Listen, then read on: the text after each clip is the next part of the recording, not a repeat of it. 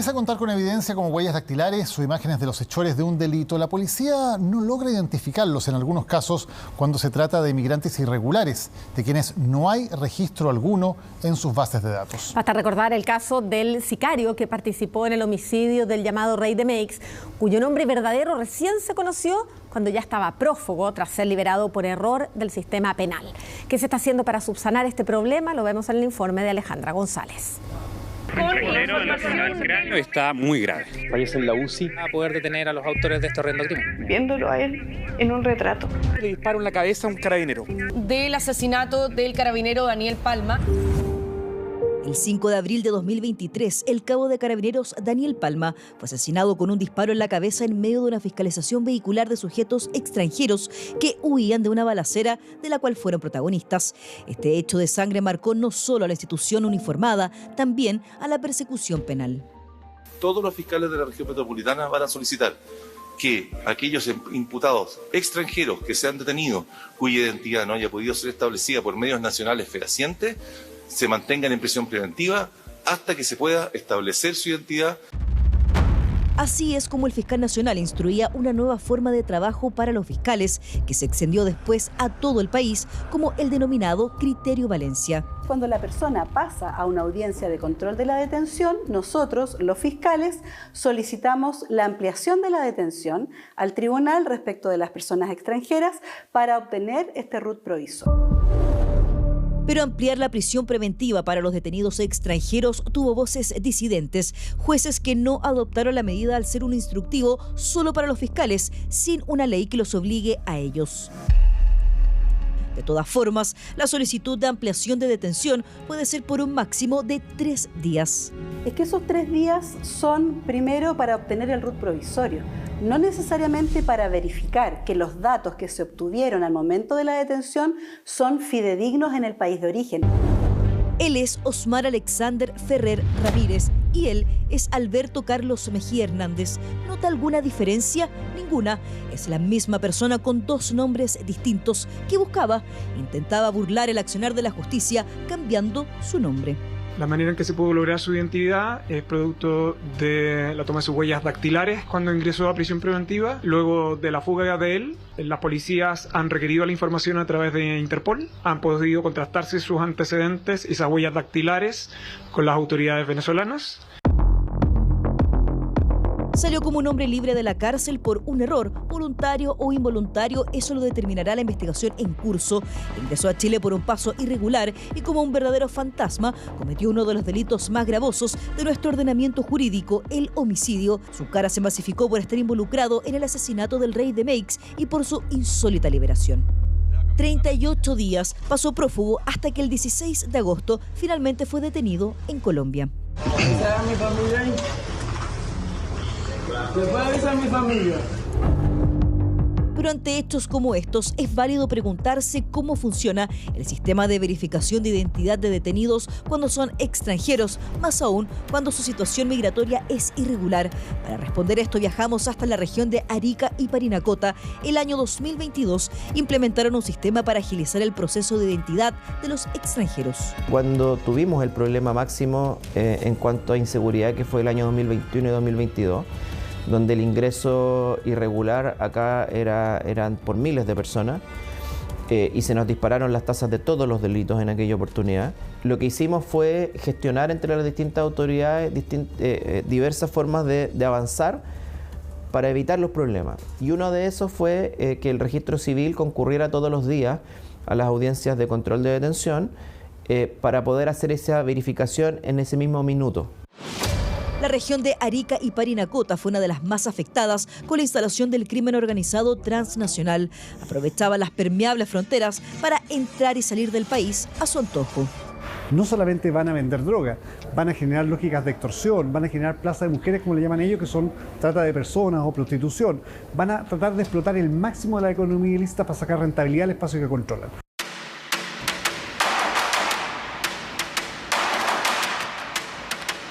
Fueron años de trabajo liderado por la Fiscalía de Arica junto a la policía para lograr la detención, desarticulación y posterior sentencia de los gallegos, una de las células del Tren de Aragua, penas que sumaron más de 650 años de cárcel en contra de sus 34 miembros. Ante situaciones como estas, fueron necesarias medidas extraordinarias a partir del año 2022 para cerrar la puerta al crimen organizado y buscar un sistema que permitiera identificar a los detenidos extranjeros que ingresaban a la región.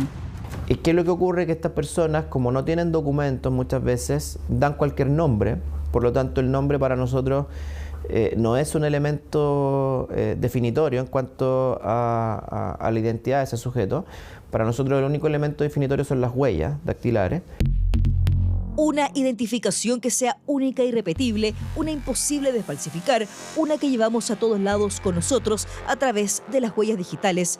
Así es como se implementó en Arica la presencia de un funcionario del registro civil en el juzgado de garantía para tomar ahí mismo las impresiones dactilares durante los controles de detención.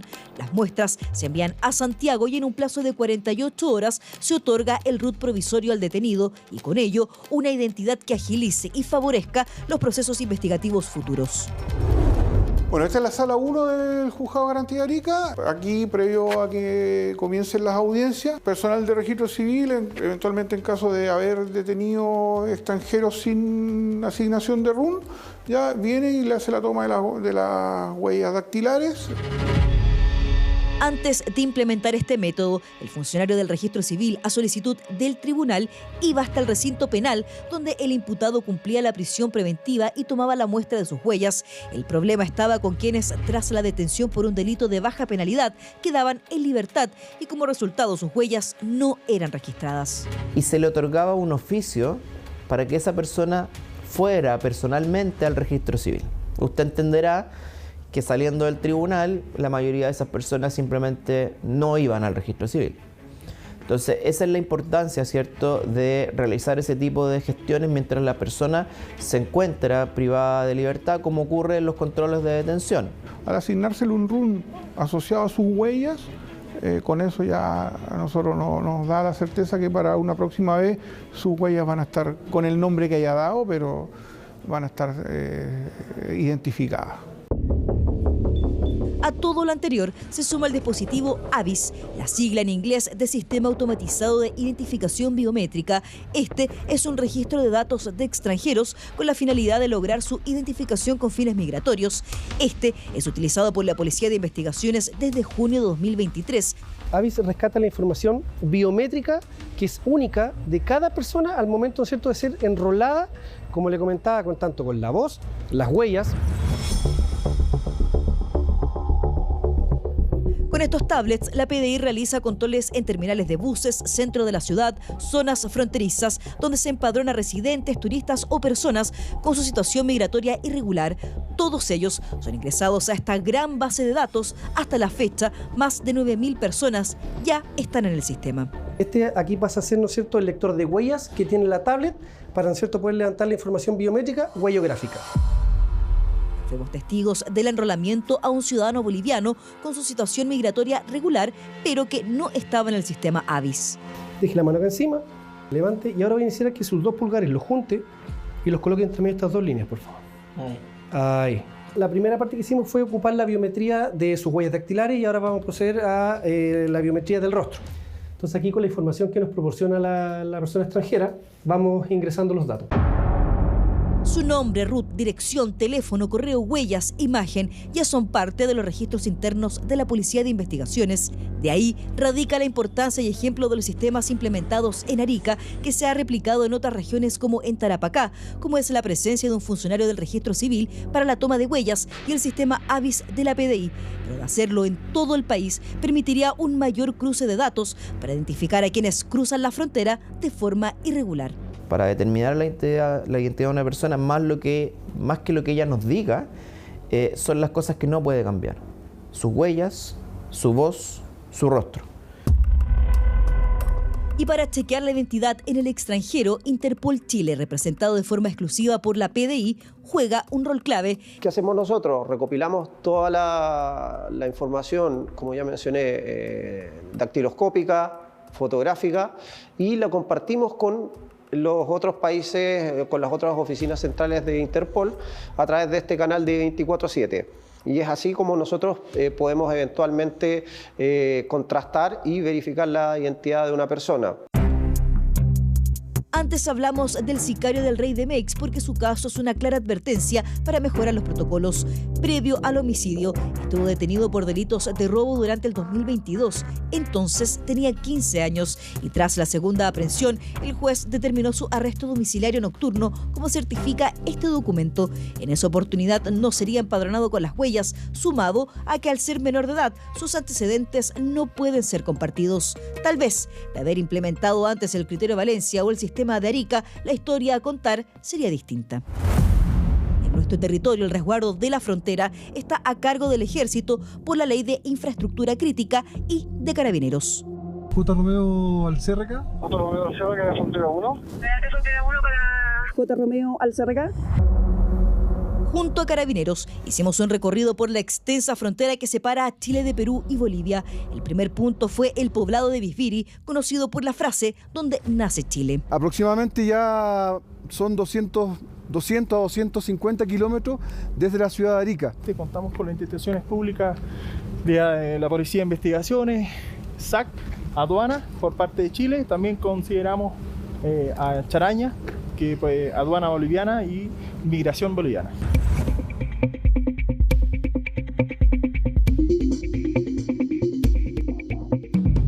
Salimos desde el complejo fronterizo de Bisbiri y ahora nos dirigimos justamente donde está el tripartito, donde Chile comparte frontera tanto con Bolivia como con Perú. Pero hay una distancia importante de donde está el control migratorio hacia donde está el límite de la frontera. Así que vamos ahora junto a Carabineros para hacer un control en ese sector.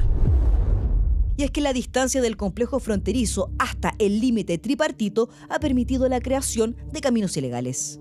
Tenemos una extensión, una franja extensiva de 3 o 4 pasos no habilitados. Así como tú mencionabas, alguien que no quiera pasar por el control fronterizo puede ingresar por cualquiera de los pasos no habilitados hacia el país. Y eso es que es parte de nosotros, como los servicios, darle cumplimiento al Plan de Seguridad de Frontera de Carabineros de Chile.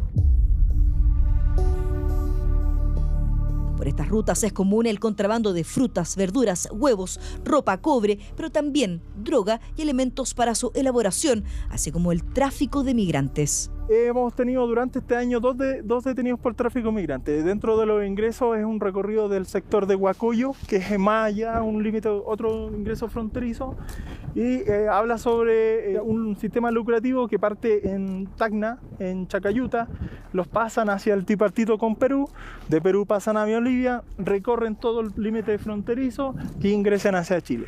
Yo tuve en marzo de este año un procedimiento por droga.